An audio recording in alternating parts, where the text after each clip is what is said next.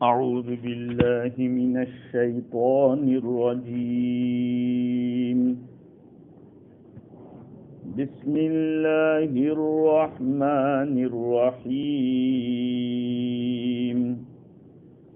ألم تر إلى الذين يزكون أنفسهم بل الله يزكي من يشاء ولا يظلمون فتيلا. انظر كيف يفترون على الله الكذب وكفى به إثما مبينا. ألم تر إلى الذين أوتوا نصيبا من الكتاب يؤمنون بالجبت والطاغوت ويقولون للذين كفروا هؤلاء أهدى من الذين آمنوا سبيلا. أولئك الذين لعنهم الله ومن يلعن الله فلن تجد له نصيرا. صدق اللہ العظیم. بزرگوں، پیارے بھائیوں، گزشتہ مرتبہ شرک کی برائی ہو رہی تھی کہ شرک کتنی خراب چیز ہے، جس میں یہود کو بھی مشرک کہا گیا. آج جن آیتوں کو پڑھا ہے ان میں اور کچھ برائیاں اور قباحتیں یہودیوں کے اندر جو اس لوگوں میں پائی جاتی تھی اس کو بیان کیا ہے. پہلی آیت کا ترجمہ یہ ہے کہ کیا آپ نے نہیں دیکھا ان لوگوں کو جو اپنے آپ کو پاکیزہ بتلاتے ہیں، اپنے آپ کو کلین بتلاتے ہیں، بلکہ اللہ تعالیٰ جسے چاہتا ہے اسے کلین بتاتا ہے اور ان پر ذرہ برابر بھی ظلم نہیں کیا جائے گا. یہ جو سوال ہے کہ کیا آپ نے نہیں دیکھا ان لوگوں کو جو اپنے آپ کو کلین بتلاتے ہیں، یہ سوال تعجب کا ہے. آدمی اپنے آپ کو کیسے پاک بتلا سکتا ہے؟ جو کوئی آدمی اپنے آپ کو پاک بتلاتا ہے تو اس کا مقصد کیا ہوتا ہے؟ وہ اپنے آپ کو بڑا دکھلانا چاہتا ہے کہ میں بڑا ہوں. یہ دین کے اندر بہت ہی بری حرکت ہے. یہودیوں کی برائی یہاں بیان ہوئی. وہ کیا کرتے تھے؟ وہ بہت بڑی بڑی ڈینگیں مارتے تھے، اپنے آپ کو بہت صاف سمجھاتے تھے اور کہتے ہم تو اللہ کے پیارے ہیں، ہم اللہ والے ہیں. چنانچہ امام رازی نے لکھا ہے کہ جب وہ اوپر والی آیت جس کے اندر مشرک کی مذمت بیان کی گئی اس وقت انہوں نے کہا کہ ہم تو مشرک نہیں ہیں. یہودیوں نے کہا ہم تو مشرک نہیں ہیں بلکہ ہم تو اللہ کے خاص بندے ہیں، اللہ کے اسپیشل بندے ہیں اور اللہ کے پیارے ہیں، اللہ کے بیٹے ہیں. نحن ابناء اللہ، ہم اللہ کے بیٹے ہیں. وَأَحِبَّاؤُهُ، ہم اللہ کے پیارے ہیں، دوست ہیں. اسی طرح سے یوں بھی کہا کہ ارے ہمیں اگر جہنم میں جانا پڑا تو تھوڑے دن کے. وَقَالُوا لَن تَمَسَّنَا النَّارُ إِلَّا أَيَّامًا مَّعْدُودًا، ان لوگوں نے کہا کہ ہمیں جہنم نہیں چھوئے گی، آگ نہیں چھوئے گی مگر چند دن. تو یہ سب جو ان کی بڑائی والی باتیں تھی. اور یہ بھی کہتے تھے لن يدخل الجنة إلا من كان هودا أو نصارى، جنت میں صرف وہی داخل ہوگا جو یہودی ہوگا یا نصرانی ہوگا. یہ بھی بڑائی مارتے تھے. اللہ تعالیٰ نے ان آیات کے اندر بتایا کہ اپنی اپنی پاکی مت بیان کرو. اللہ جانتا ہے کون کتنا بڑا ہے، کون کتنا اچھا ہے. بعض روایات سے پتہ چلتا ہے، عبداللہ ابن عباس رضی اللہ تعالیٰ عنہما کی روایت ہے جس کو آلوسی نے اور کئی مفسرین نے نقل کی کہ یہودیوں کی ایک جماعت اپنے بچوں کو لے کر حضور صلی اللہ علیہ وسلم کے پاس پہنچی. بعضوں نے نام بھی بیان کیے ہیں، جیسے کہ امام بغوی نے نقل کیا کہ یہود کے کچھ لوگ بحری بن عمر اور نعمان بن اوفا اور مرحب بن زید، یہ لوگ اپنے بچوں کو لے کر حضور کے پاس پہنچے اور پوچھا کہ ان بچوں کا کوئی گناہ ہے بتاؤ. یہ بچہ تو معصوم ہوتا ہے، جب تک بچہ بالغ نہیں ہوتا اس کا کوئی گناہ نہیں لکھا جاتا. کیا اس کا کوئی گناہ ہے؟ حضور نے فرمایا کہ نہیں. تو کہا یہ ہماری طرح ہے، جیسے یہ بچے ایسے ہم. کہا اگر ہمارے دین میں کوئی گڑبڑ ہو جاتی ہے تو ہمیں رات کو معاف کر دیا جاتا ہے، اگر رات کو کچھ ہوتا ہے دن میں معاف کر دیا جاتا ہے. یہ بات ان لوگوں نے اپنی پاکی کی حضور صلی اللہ علیہ وسلم کے سامنے کی. خلاصہ کلام یہ ہے کہ جب ان لوگوں نے اپنے آپ کو بہت زیادہ پیور اور کلین بتلایا تو اللہ تعالیٰ نے یہ آیت نازل فرمائی. اور کیا فرمایا کہ اصل تو اپنے خود کے پاک بتلانے سے پاک نہیں ہو جاتا ہے. پاک تو اللہ جس کو کہہ دے کہ یہ پاک ہے تو سمجھو کہ وہ پاک. باقی ہر آدمی اپنے آپ کو بڑا بتلاتا ہے کہ میں ایسا ہوں، میں اتنا پرہیزگار، میں اتنا دیندار. اس سے کچھ نہیں ہوتا. اس کی ممانعت آئی ہے. کیوں ممانعت آئی؟ اس کی 3 وجہ مفتی شفیع صاحب رحمۃ اللہ علیہ نے لکھی ہے. ایک وجہ تو یہ ہے کہ آدمی اپنی تعریف اس لیے کرتا ہے کہ اس کے اندر گھمن ہے، کبر ہے، تکبر ہے، اس لیے اپنی تعریف، اپنے منہ مٹھو بن رہا ہے. ایک وجہ یہ ہے. اور دوسری وجہ یہ ہے کہ کوئی آدمی اپنے بارے میں تو کہہ نہیں سکتا کہ میرا خاتمہ کیسا ہوگا، انجام کیسا ہوگا، وہ تو اللہ جانتا ہے. ابھی ہم ایسے ہیں، آئندہ ہم کیسے ہو سکتے ہیں. آدمی کو بنتے اور بگڑتے دیر نہیں لگتی. ہمارے شیخ مولانا مسیح اللہ رحمۃ اللہ علیہ فرماتے تھے کہ بگڑے ہوئے کو بنتے دیر نہیں لگتی اور بنے ہوئے کو بگڑتے دیر نہیں لگتی. اور حضرت حکیم الامت مولانا تھانوی رحمۃ اللہ علیہ فرماتے تھے کہ میں ہر مسلمان کو فی الحال اور کافر کو فی المعال اپنے سے اچھا سمجھتا ہوں. فی المعال کے معنی فیوچر کے اعتبار سے آگے چل کے ہو سکتا ہے کافر کو اللہ ہدایت دے دے اور پکا پرہیزگار دیندار بن جاوے، اور ایمان والا ابھی اس کے پاس ایمان ہے، مجھ سے اچھا ہے، کیا پتا اللہ کو اس کی کوئی ادا پسند ہوگی. تو خاتمے کا کسی کو پتا نہیں ہے، تو پھر تعریف کیسی اپنی؟ دنیا سے اچھی طرح جاوے تو ٹھیک ہے. اللہ والے کو ایک آدمی، ایک بڑھیا کہا کرتی کہ تم اچھے ہو کہ یہ میرا بکرا جو اس کی داڑھی ہے وہ اچھی ہے، تمہاری داڑھی اچھی ہے کہ میرے بکرے کی داڑھی اچھی ہے. تو کہا کہ جب جنازہ انہوں نے کہا کہ میرا انتقال ہو جائے تو مجھے اس طرف سے لے جانا. اب آج اللہ والے ہوتے ہیں ایسے. کہا جنازہ رکوایا، اللہ تعالیٰ نے پتہ نہیں کوئی کرامت دکھائی ہوگی. اب اڑیا کو کہلوایا کہ بھائی میری داڑھی اچھی ہے، جو میں ایمان سے جا رہا ہوں، ایمان کے ساتھ جا رہا ہوں. بہت بڑی نعمت ہے ایمان کے ساتھ جانا. لیکن خاتمے کا کسی کو پتہ نہیں، اسی لیے کسی کو گنہگار سمجھ کے کسی کی برائی دیکھ کر اس کی ہمت کرو کہ تو گیا. بڑے بڑے کافروں کو اللہ نے ہدایت دی اور بڑے بڑے ڈاکوؤں کو اللہ تعالیٰ نے پرہیزگار بنایا. اس لیے اپنی صفائی اللہ سے کرو، اللہ کے سامنے اپنی بات کرو. بندوں کے سامنے جب آدمی صفائی کرتا ہے تو اس میں کبھی تیسری وجہ یہ ہے کہ آدمی لوگوں کے سامنے یہ بتانا چاہتا ہے کہ میں اللہ کا مقبول ہوں، تو لوگ سوچتے ہیں کہ یہ تو پاک ہے، یار بہت پاک ہے. جب یہ سمجھتے ہیں یہ تو جھوٹ ہے، کیونکہ اللہ کو پتا ہے کہ کون کتنا اچھا ہے. اس لیے کہا کبھی اپنی پاکی بیان مت کرو. اور شریعت میں ایسے نام رکھنے سے بھی منع کیا کہ تمہارے نام سے ایسا میننگ نکلتا ہو کہ یہ بہت پاک ہے. ایک عورت کا تذکرہ ہے، روایت میں آتا ہے حضور اکرم صلی اللہ علیہ وسلم کے سامنے ایک عورت کا تذکرہ ہوا. اس عورت کا نام پوچھا گیا تو اس عورت نے بتایا کہ میرا نام برہ ہے. برہ کے معنی پاک. پاک کا اللہ زیادہ جانتا ہے کہ کون پاک ہے. سموہا زینب، نام بدل دیا، اس کا نام زینب رکھو.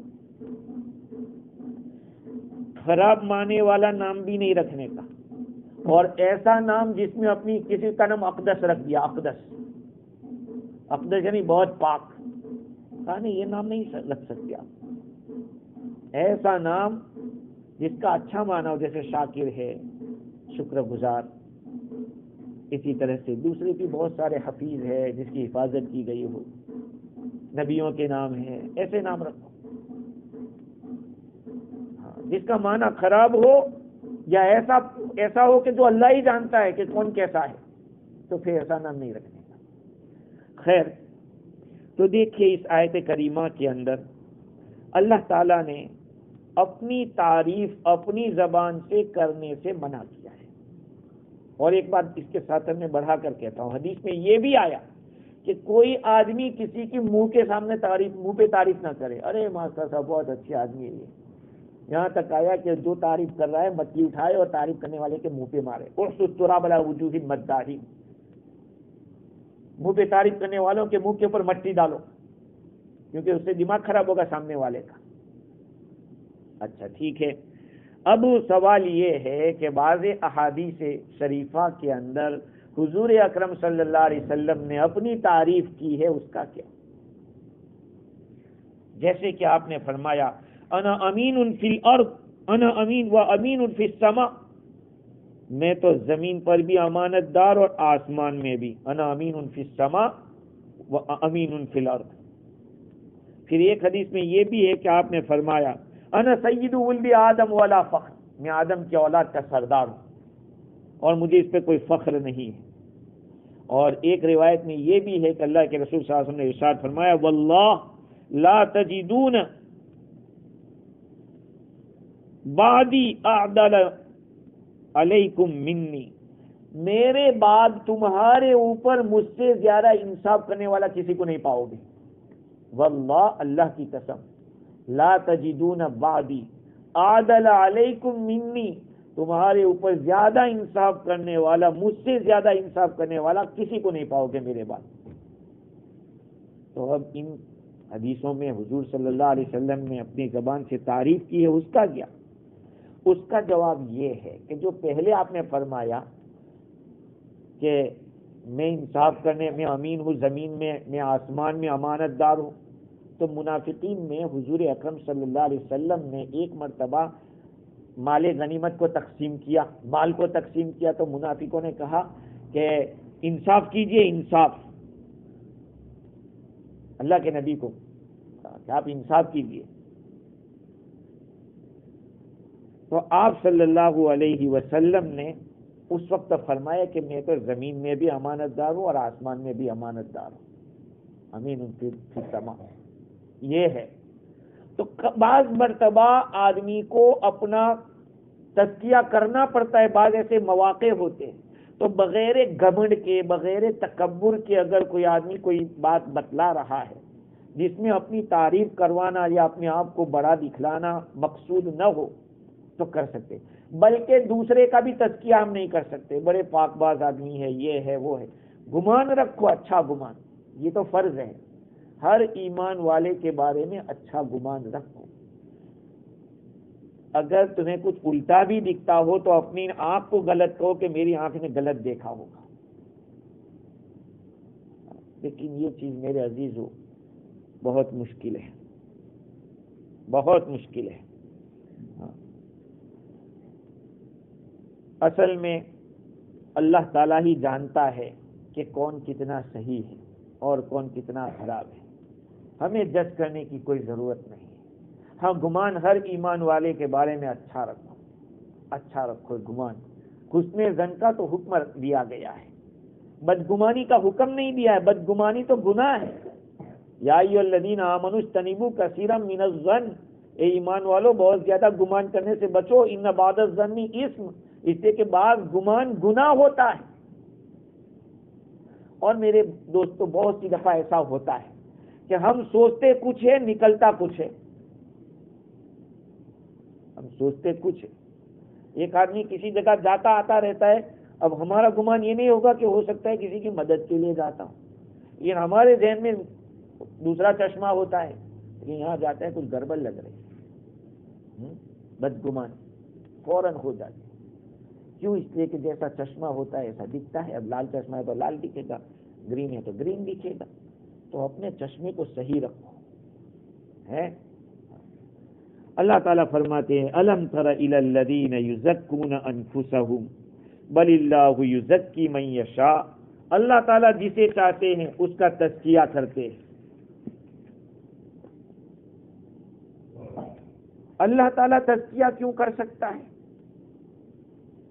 کیونکہ اللہ رب العزت فیوچر کو بھی جانتا ہے، پاسٹ کو بھی جانتا ہے، اور اندر کو بھی جانتا ہے، باہر کو بھی جانتا ہے.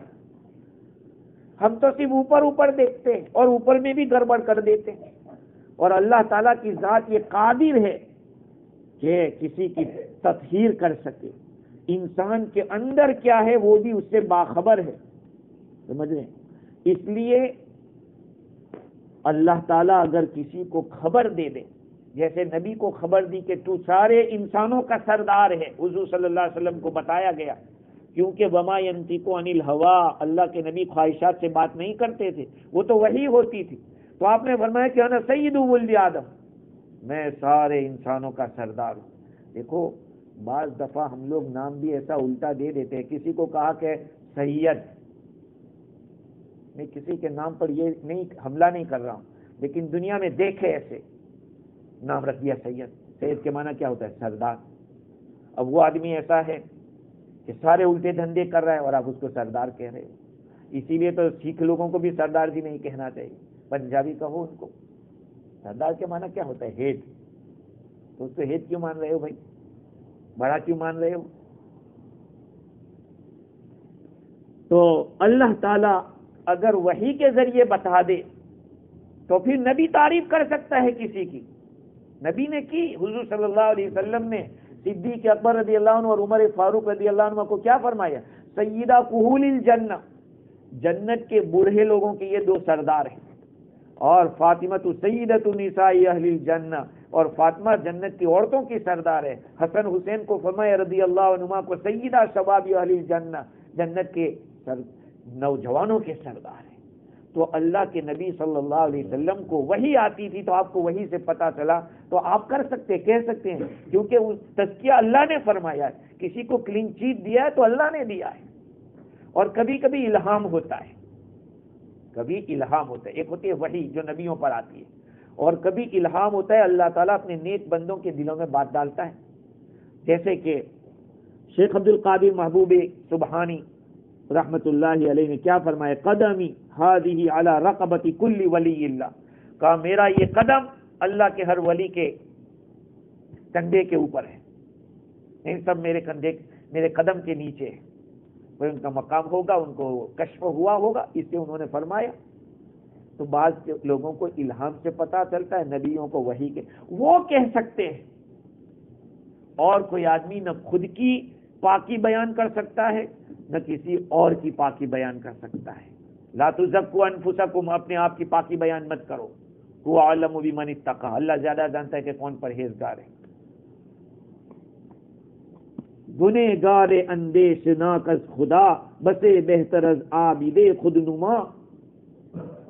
یہ تفسیر روح البیان میں شعر لکھا ہے، گنہگار اندیش ناک از خدا، وہ گنہگار جو خدا سے ڈر رہا ہے، بسے بہتر از عابد خود نما، وہ کئی گنا اچھا ہے اس عبادت گزار سے جو لوگوں کے سامنے اپنی تعریف کرتا ہے، اپنے کو دکھاتا ہے کہ میں کچھ ہوں، میں کچھ ہوں. گنہگار اندیش ناک از خدا، وہ گنہگار جو اللہ سے ڈر رہا ہے. میری کیا حیثیت ہے، میری کیا حقیقت ہے، میں ہی جانتا ہوں کہ میں کتنا نکما ہوں. کہا کہ ایسا گنہگار بہتر ہے اس عابد سے، کئی گنا بہتر ہے جو خود نمائی کرتا ہو، اپنے آپ کو لوگوں کے سامنے پاک دکھاتا ہو، اپنے کو بہت صاف ستھرا دکھاتا ہو. آگے لکھا گر مشک خالص نداری مبو وگر ہست خود فاش گردد ببو. اگر تیرے پاس خالص مشک نہیں ہے، پیور مشک، تو مت بول کہ میرے پاس پیور مشک ہے. اور اگر ہے تو کہنے کی ضرورت نہیں، وہ تو خود ہی خوشبو آ جائے گی. ہے اس طرح آنس کے خود ببویت نہ کہ اتار ببویت. عطر تو وہ ہوتا ہے جو خود خوشبو مارتا ہے، یہ نہیں کہ عطار کہے کہ یہ فلانا عطر ہے، یہ فلانا عطر ہے. ہاں تو ایسا ہوتا ہے، پوچھنا پڑتا ہے بھئی کون سا عطر ہے. عطر تو وہ ہوتا ہے کہ خوشبو آتے ہی آدمی کہہ دے کہ بہت اچھا عطر ہے. عطر آنس کے خود بگوید نہ کہ عطار بگوید. تو بھئی آدمی اپنے آپ کو پاک کہہ کر کہا دنیا میں کیا کر لے گا. چلو دو چار الفاظ کسی نے کہہ دیے کہ بہت اچھا بہت اچھا. اب اللہ کو اچھا لگے تو اچھا، دنیا کو اچھا لگے اور اسی کو اچھا نہ لگے جس کو ثواب دینے کا ہے، جس کے ہاتھ میں جنت اور جہنم ہے، وہی کہہ دے کہ بس ہو گیا دنیا میں، جاؤ لے لو ان لوگوں کے پاس سے. اللہ ہم سب کی حفاظت فرمائے، اللہ ہم سب کی مدد فرمائے. ابو منصور فرماتے ہیں کہ اگر کوئی بندہ یوں کہتا ہے کہ انا مؤمن، میں مومن ہوں، یہ کہہ سکتا ہے، انا مؤمن کہہ سکتا ہے. لیکن اگر اپنی تعریف والی بات کر رہا ہے تو کہا کہ نہیں. شری شکتی رحمت اللہ علیہ فرماتے ہیں کہ من تزین للناس بما لیس فیہ سقط من عین اللہ، جو آدمی لوگوں کے سامنے ایسی شکل اختیار کرتا ہے جو اس میں نہیں ہے، وہ اللہ کی آنکھوں سے گر جاتا ہے. اللہ کی آنکھوں سے گر جاتا ہے. جیسے ایک آدمی نماز تہجد نہیں پڑھتا، تلاوت قرآن 4 بجے سے اٹھا، تہجد میں لگا ہوا تھا، بہت اللہ کی نظر سے آدمی گر جاتا ہے. حضرت عبداللہ ابن عمر رضی اللہ عنہ کے بارے میں نے بعض کتابوں میں پڑھا کہ ان کی عادت تھی کہ وہ تہجد یا کوئی بڑی لمبی عبادت کرتے تو دوسرے دن لوگوں کو کہتے تھے. تو کچھ لوگوں نے کہا کہ آپ اس طرح کیوں کہتے ہو؟ کہا یہ اللہ کی نعمت کا میں اظہار کر رہا ہوں کہ اللہ نے مجھ پر احسان کیا ہے. تو وہ لوگ تو منجے منجائے تھے، وہ پاکیزہ حضور کی صحبت یافتہ تھے، تو لوگوں کو رغبت دلانے کے لیے کہہ سکتے تھے. لیکن یہ ہے کہ آج آدمی اپنے آپ کو پاک نہ بتائے. لا تزکوا انفسکم. آگے اللہ تعالیٰ کیا فرماتے ہیں؟ بل اللہ یزکی من یشاء، بلکہ اللہ تعالیٰ جسے چاہتا ہے پاک بتلاتے ہیں. ولا یظلمون فتیلا، اور ان پر ذرہ برابر بھی ظلم نہیں ہوگا. فتیلا، فتیلا کا لفظ یہ جو ایسے گھسنے سے جو میل نکلتا ہے، کہ اتنا بھی ظلم نہیں ہوگا. جس نے غلط تعریف اپنی کروائی ہے یا کی ہے، ان کو ان کی سزا ملے گی. اور جن کو اللہ تعالیٰ نے، جن کا تزکیہ خود اللہ تعالیٰ نے کیا ہے، جن کو اللہ تعالیٰ نے پاک بتایا ہے، ان کو اللہ تعالیٰ اجر عطا فرمائے گا، ثواب میں بھی کمی نہیں ہوگی. اور جن لوگوں نے یہ جو غلط کام کیا ہے اس کی سزا میں بھی ظلم نہیں ہوگا. یہ نہیں کہ زیادہ سزا مل جائے. اللہ تعالیٰ آگے فرماتے ہیں انظر کیف یفترون علی اللہ الکذب. اے نبی جی آپ دیکھیے کہ کیسے وہ اللہ پر جھوٹ باندھتے ہیں. حضور کو تعجب دلا رہے ہیں کہ دیکھو کیسے لوگ ہیں یہ یہودی، اپنی تعریفیں کر رہے ہیں، اپنے آپ کو پاک بتا رہے ہیں. مطلب یہ کہ اپنے کو پاک بتانا اللہ پر جھوٹ باندھنا ہے. میں اللہ کا دوست ہوں. ایک دوستی کا کون سا تو نے حق ادا کر دیا؟ وہ تو کہہ رہا ہے کہ میں اللہ کا دوست ہوں، وہ جانتا ہے میں اللہ کا پیارا ہوں، تو وہ جانتا ہے کہ تو کتنا پیارا ہے. اگر پیارا ہوتا تو اس کا کہنا مانتا.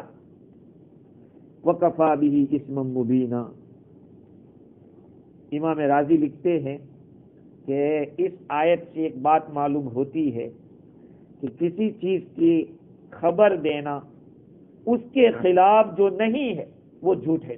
چاہے اس کہنے والے کو پتا ہو یا نہ ہو، جھوٹ ہے.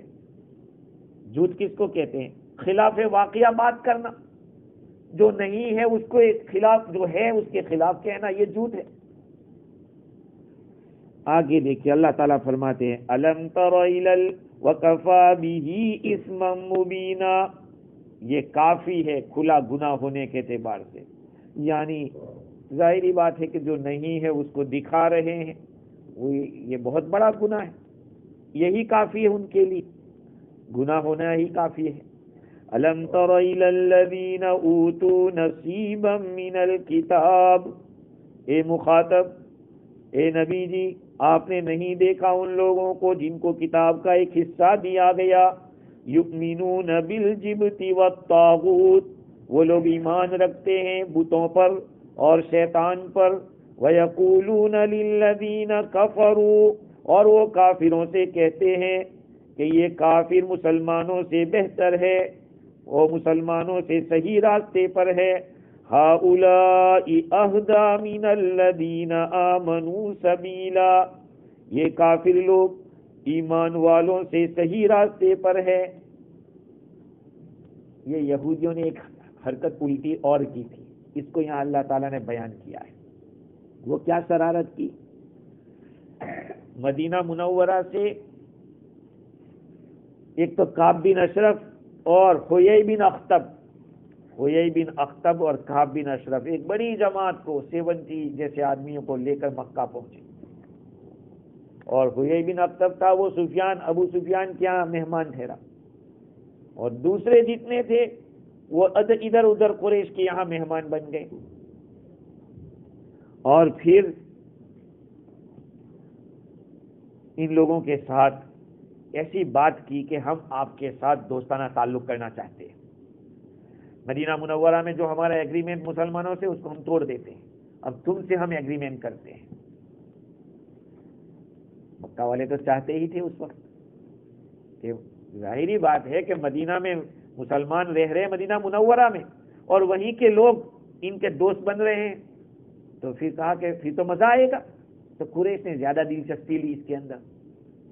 قریش نے ان یہودیوں سے یہ کہا کہ دیکھو تم اہل کتاب ہو، یہ محمد صلی اللہ علیہ وسلم کا ان کے پاس بھی کتاب ہے، تم تو قریب ہو، تو ہمیں تمہارے پر بھروسہ نہیں لگتا کہ تم کب پھر جاؤ اور ان کے ساتھ مل جاؤ، اس لیے ہمیں آپ کے اوپر اطمینان نہیں ہے کہ تم کوئی بھی مکر کر سکتے ہو۔ تمہاری بات کو ہم جب مانیں گے جب ان دو بتوں کو سجدہ کرو، تم لوگ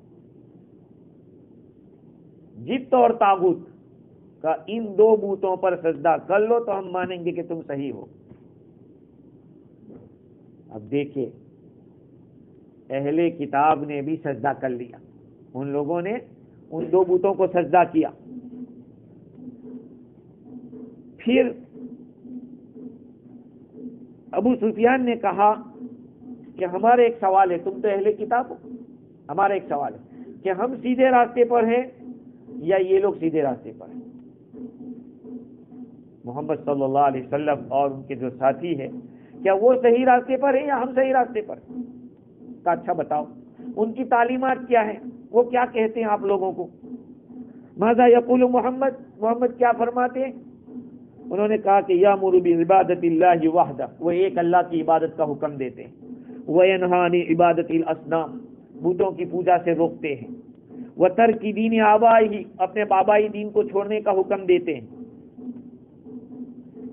واوقع الفرقہ، اور انہوں نے لوگوں کے اندر جدائی ڈال دی ہے، باپ بیٹے کے اندر، جو ان کے دین میں گیا وہ ادھر سے دور ہو گیا۔ اچھا ٹھیک ہے، چلو تمہارا دین کیا ہے بتاؤ، فیصلہ کر رہے ہیں، ہاں تمہارا دین ہے کیا؟ انہوں نے کہا دیکھو ہمارا کام یہ ہے کہ ہم بیت اللہ کی حفاظت کرتے ہیں، ہم حاجیوں کو پانی پلاتے ہیں، ہم مہمان نوازی کرتے ہیں، ہم قیدیوں کو چھڑاتے ہیں، سارے افعال ذکر کیے۔ انتم اہدی سبیلا، ارے صحیح راستے پر تم ہی لوگ ہو۔ وہ بت پرستی نہیں دیکھی کہ پوجا کر رہے ہیں بتوں کی، جبکہ ان کی خود تورات کے اندر منع ہے اور وہاں ایک اللہ کو ماننے کا حکم ہے۔ سمجھ رہے ہیں بات کو؟ یہ جب آدمی کے دل کے اندر اگر اس طرح کا حسد ہوتا ہے تو پھر حسد کی آگ کو بجھانے کے لیے آدمی شرک سے بھی باز نہیں آتا، شرک سے بھی باز نہیں آتا۔ دیکھو ان لوگوں کو راضی کرنے کے لیے بتوں کو سجدہ کر دیا، یہ ہے۔ تو ان لوگوں نے کہا کہ تم ہی صحیح راستے پر ہو ان لوگوں کے مقابلے میں۔ یہ اس آیت کریمہ کے اندر اللہ تعالیٰ نے ان لوگوں کے اس واقعے کو بیان کیا۔ مفتی شفیع صاحب رحمۃ اللہ علیہ نے اس مقام کے اوپر لکھا ہے کہ نفسانی خواہشات بعض اوقات آدمی کو دین اور ایمان سے محروم کر دیتا ہے۔ نفسانی خواہشات، میرے دوستو اس کو سمجھنے کی ضرورت ہے۔ آج آدمی اپنے خاندان کو دیکھ کر کہ میرا خاندان ہے، حق کو چھوڑ دیتا ہے۔ میرا خاندان چاہے غلط ہے لیکن میرا خاندان ہے، بس۔ یہ ہمارے ملک میں یہ چیز، ہمارے معاشرے میں یہ بہت زیادہ پائی جاتی ہے۔ سامنے والا بیچارہ بے قصور ہوگا، لیکن ہماری پارٹی یا ہمارا رشتہ دار یا ہمارا تعلق والا چاہے 100% غلط ہے، کہا نہیں ہم ادھر ہیں۔ یہی تو ہوا۔ دیکھو یہاں کیا ہوا، یہودیوں نے سجدہ کس کو کیا؟ بتوں کو کیا۔ کیوں؟ اس لیے کہ یہ مسلمانوں کے خلاف ہے تو ہم ان کے ساتھ ہیں۔ تو آدمی خواہشات، اپنی خواہشات، نفسانی خواہشات کی تکمیل کے لیے بعض اوقات دین کو بھی چھوڑ دیتا ہے۔ کعب بن اشرف کون تھا؟ کعب بن اشرف یہودیوں کا ایک بہت بڑا عالم تھا، جس کے پاس کتاب کا علم تھا، ممتاز عالم تھا، اللہ پر عقیدہ رکھتا تھا، اللہ کی عبادت کرتا تھا، لیکن جب اس کا دل و دماغ بگڑا، جب نفسانی خواہشات کا بھوت اس کے اوپر سوار ہوا، تو اس نے مسلمانوں کے خلاف قریش سے الحاق کرنا چاہا، ملنا چاہا۔ حالانکہ دینی اعتبار سے بھی اسلام ان کے قریب تھا، کہ مسلمان تو اللہ کو بھی مانتے ہیں، کتاب بھی ان کے پاس ہے، موسیٰ علیہ السلام کو بھی مانتے ہیں، تورات کو بھی خدا کی کتاب مانتے ہیں، اتنی ساری چیزیں۔ اس کے باوجود یہ میرے عزیزو ہمیں سمجھنے کی ضرورت ہے، آج ہم لوگ ریالٹی سے دور کیوں ہیں؟ اس لیے کہ ہم اپنے ڈیزائر پر چلتے ہیں۔ وہ کیا کہے گا کوئی ہے کہ اس نے پلوار کا خیال نہیں کیا۔ پلوار، حضور اگر پلوار کا خیال کرتے تو اسلام یہاں تک نہیں آتا۔ اللہ کے نبی اگر اپنے خاندان کے جو ابو جہل، ابو لہب، یہ جتنے بھی تھے، کون تھے؟ خاندان کے لوگ تھے۔ انہوں نے تو نہ کہا تھا کہ مت کرو، دین کی دعوت مت دو۔ ابو طالب سگے چچا تھے، لیکن نہیں، حق حق ہوتا ہے۔ آج ہم لوگوں نے حق کو ماننے کے لیے معیار بنایا کہ ہمارے والے ادھر ہے تو ہم لیں گے، نہیں تو پھر ہم اس کو چھوڑ دیں گے۔ اس کو سمجھیے، تھوڑا اپنے دماغ کو، ٹھنڈے دماغ سے سوچیں ان باتوں کو کہ ہمارے معاشرے میں یہ خرابی کتنی ہے۔ خیر، جب عالم بگڑتا ہے تو پورا عالم بگڑتا ہے۔ خیر الخیار خیار العلماء وشر الشرار شرار العلماء، سب سے اچھے لوگوں میں سب سے اچھے لوگ اچھے عالم ہیں، اور نالائقوں میں سب سے زیادہ نالائق لوگ برے عالم ہیں۔ ہاں، خیر بھی ہے، شر بھی ہے۔ یہ بگڑا، اس نے شرک کیا صرف اسی وجہ سے کہ ہمارا کچھ کام ہو جائے۔ اللہ تعالیٰ فرماتے ہیں کہ اے مخاطب، اے نبی، آپ نے دیکھا ان لوگوں کو جن کو کتاب کا ایک حصہ دیا گیا، اور وہ کیا کرتے؟ جبت و طاغوت پہ ایمان رکھتے۔ الجبت و طاغوت، یہ جو دو لفظ ہیں عربی زبان کے اندر، اس کی تفسیر کے اندر تو بہت کچھ کہا گیا، لیکن ڈکشنری کے اعتبار سے بھی بعضوں نے کہا اللہ تعالیٰ کے سوا جس کسی کی عبادت کی جائے وہ جبت اور طاغوت ہے۔ بعض مفسرین نے یہ کہا کہ جبت سے مراد بت ہے، اور ہر وہ چیز جس کی عبادت کی جائے، اور طاغوت سے مراد شیطان ہے۔ بعضوں نے کہا جبت سے مراد بت ہے، اور طاغوت سے مراد وہ بتوں کے جو تراجمات ہیں، لوگوں کے سامنے جھوٹی باتیں پھیلانے والے تھے۔ ایسا ہوتا ہے، یہاں بھی ہوتا ہے۔ کوئی بت ہے، کہا کہ یہاں جا کے جاؤ، منت مانگو، یہ ہو جائے گا، وہ فلانے کا ہوا، فلانے کا ہوا، اب چل رہا ہے۔ اس کے جو ایجنٹ ہوتے وہ باتیں پھیلاتے، کہا طاغوت وہ لوگ مراد ہیں۔ اور علی بن ابی طلحہ ابن عباس رضی اللہ تعالیٰ عنہ کے قول نقل کرتے ہیں کہ جبت سے مراد کاہن ہے، جو جوتش کا کام کرتے ہیں، اور طاغوت سے مراد جادوگر۔ اور مفسر قلبی فرماتے کہ جبت اس آیت کریمہ میں حیی بن اخطب ہے، اور طاغوت کعب بن اشرف ہے۔ جبت سے مراد حیی بن اخطب، کیونکہ یہودی لوگ اپنے سارے مسئلے ان دونوں ہی کے پاس لے کے جاتے تھے، اور وہ جو فیصلہ کرتے تھے اس کے اوپر وہ لوگ آمنا و صدقنا کرتے تھے۔ بعضوں نے کہا کہ جبت اور طاغوت یہ قریش کے دو بت تھے جن بتوں کے سامنے ان لوگوں نے سجدہ کیا تھا۔ خلاصہ کلام یہ ہے کہ جبت اور طاغوت یہ دونوں لفظ ہر چیز کی جو بنیادی شر اور فساد کی چیز ہے اس کے لیے بولا جاتا ہے۔ اللہ تعالیٰ فرماتے ہیں کہ یہ لوگ جبت اور طاغوت پر ایمان رکھتے ہیں۔ وَيَقُولُونَ لِلَّذِينَ كَفَرُوا، اور کافروں سے کہتے ہیں هَؤُلَاءِ أَهْدَىٰ مِنَ الَّذِينَ آمَنُوا سَبِيلًا، کافروں سے کیا کہتے ہیں؟ تم ہی لوگ، یہی لوگ ایمان والوں سے صحیح راستے پہ ہیں۔ بولو، جب اندر جو برائی ہوتی ہے وہی آدمی کو غلط فیصلے کے اوپر ابھارتی ہے۔ ہاں، جس نے قرآن اور حدیث کے اوپر مطابق فیصلہ نہیں کیا، قرآن میں دیکھ لیجئے ان کے لیے کیسے کیسے الفاظ آئے. آخر اللہ نے قرآن کیوں اتارا ہے؟ اللہ کے رسول صلی اللہ علیہ وسلم کی حدیثوں کو کیوں محفوظ رکھا گیا؟ تاکہ امت اس کے ذریعے فیصلہ کرے، امت اس سے فیصلہ کروائے. آج ہمارا حال یہ ہے کہ جاہل جس کے پاس نہ کوئی علم ہے، کسی قسم کا علم نہیں، اس کو بڑا سمجھا جاتا ہے، اس کو فیصل بنایا جاتا ہے. کہا مولویوں کی بات چھوڑو، یہ سوچتے ہیں کہ مولوی لوگ بھائی وہ اپنی خواہشات سے بات کریں گے، اپنے من کی کریں گے، وہ قرآن اور حدیث سے بات لائیں گے. لیکن یہ یہودیوں کی ایک سازش دیکھیے. ہؤلاء اہدی من الذین آمنوا سبیلا. اللہ تعالیٰ کیا فرماتے ہیں؟ اولئک الذین لعنہم اللہ، یہی وہ لوگ ہیں جن پر اللہ تعالیٰ نے لعنت بھیجی ہے. ومن یلعن اللہ فلن تجد له نصیرا، اللہ تعالیٰ جس پر لعنت بھیجے تو اس کے لیے ہرگز کسی مددگار کو نہیں پائے گا.